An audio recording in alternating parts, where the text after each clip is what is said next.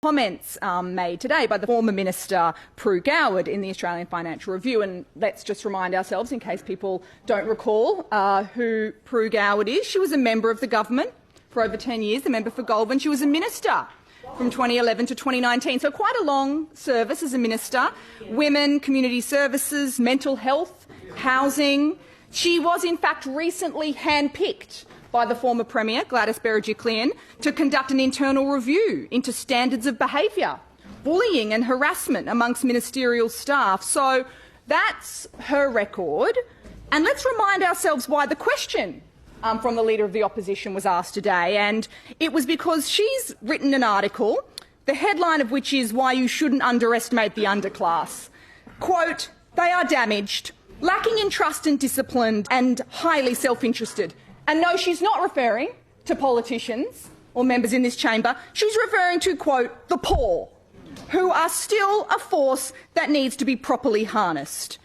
No, they're not livestock. These are our fellow citizens, some of the most vulnerable people in this state. Considering the stature that someone like Prue Goward has, her close connection to many members of the government, and the things that she has said today, I actually have no problem with the AFR publishing this offensive article, offensive as it is. I actually would prefer that people like Prue Goward say the quiet bit out loud. Put it out there. Tell us what you really think. It's useful to know that this is the attitude that permeates senior members of this government. She repeatedly uses terms like the proles and the underclass.